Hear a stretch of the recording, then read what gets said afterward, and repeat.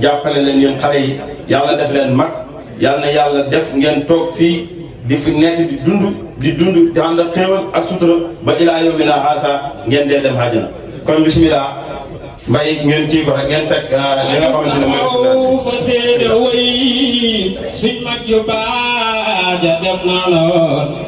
soppe imaam ba dem na loon ca laahu buur ba mooy li wér te ñun suñ gëmee am xalifa dana ko defar mooy ñun dañoo gëm fàttaliku yéen yaa di am waylu anfusikum li day defoo suubi nay fàttali lii ñun dañ ko gëm billaahi la si laa yaa ilaahu ñun gëmuñ ko doon am xalifa des ndax moom lañ yaakaar tey moom lañ yaakaar kese suñu papa yi dañuy seet nampata te ku nekk sa papa lu mu la dund ci am xalifa ñun toll dafa wëñ toll ni tarfatal xay fu ngeen déggee loolu xel yëpp da jàmbaaru diine ji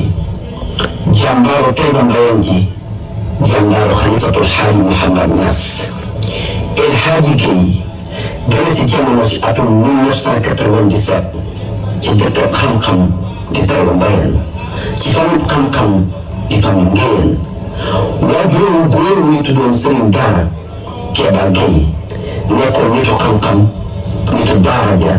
jukki ba jàkka ja yaayam mu ngi tudd Soxna Xadi Caam El Hadji Gueye nekk ndaw lool ñu teel a ràññee ko ci dëkk bu sell bële di Taïba Mbayeen ci atam yi ñëw ci la daal di dal li nga xam ne moo di alquraanul karim yàlla teel a ubbi am kanam mu teel a mokkal li nga xam ne moo di alquraanul karim mu jàngi alquraan ci daara ji nga xam ne moo nekk Taïba Mbayeen di daara suñu maam Cheikh Modou Xaali Mbay moom El Hadji Gueye teel a mokkal lool alquraanul karim ci atam yi ñëw moom sama malaat gi mu continué di jàng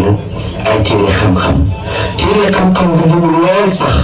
waaye mën nañ ci lim lenn rek ngir ndax dayu asmaawi muqaddima ba ci risaala El Hadji Gueye teel a nekk ndaw nga engagé lool bëgg dëkkam bëgg réewam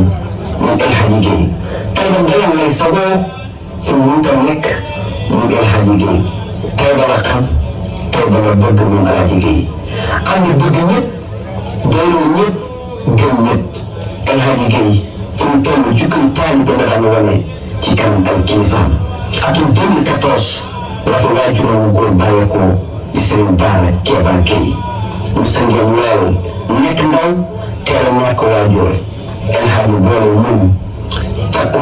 ànd dem daani dooleem ci atum 2015 mooy premier génnu El Hadji Gueye mu jugee si dëkk bu sell bi war a jëm fi nga xam ne mooy Dakar ngir liggéey ngir bànni dooleem El Hadji Gueye atum 2015 mu ñëw di taaba di góorgóorlu El Hadji Gueye ñëw Ndakaaru gën di wéyal liggéeyam ci bëgg góor gi di xalifatul xaaji Mouhamad Niass ci noonu El Hadji Gueye di yëngatu ci daayira yi fonk lool kër gi di kër Cheikh Mouhamadul Xaaji Niass mu doon nekk wéttalam ñëw na dimanche mu dem siyaare seen ñoom di Serigne Hadi Niass El Hadji Gueye wala liggéeyam ànd ak waa association ànd liggéeyam moom Xalifa Niass bu Mbour Géej ñu organisé bés bu mag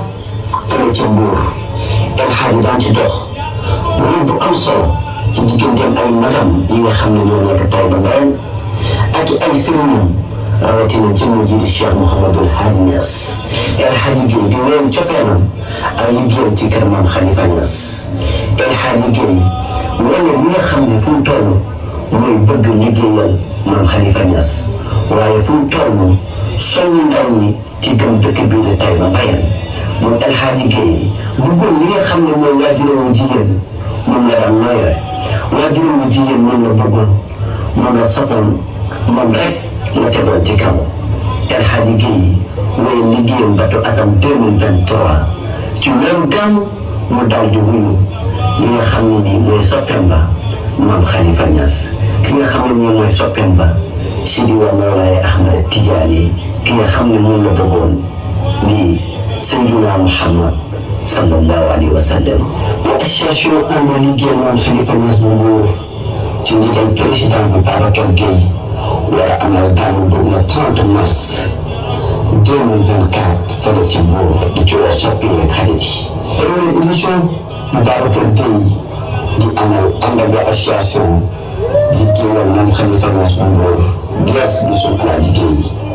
xam naa xol dina toog ronkan dina tuuru waaye rek ñu ànd muñ te wax ni inna lillahi wa inna ilayhi raji'un te fàttali waxu sama borom daw naan kullu nafsin zaa'iqatul mawti di ñaanal yàlla elxaas yàlla yërëm ko te xaare ko ci aljana yu gën a kawe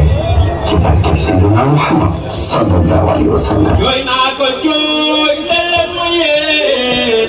samay rongañ defar na doy tegal ma yem file ci moom alxaaji mi amul kemam man lam yamut bi say nawaxatil asbaabu wal mawtu waahidu loolu la borom téere ba waxoon mooy dee yi dañoo wuutee mais ku nekk af ngay dee wa kullu maqtulin yamutu bil ajal wa ruuhu yabqa daiman madal asal kon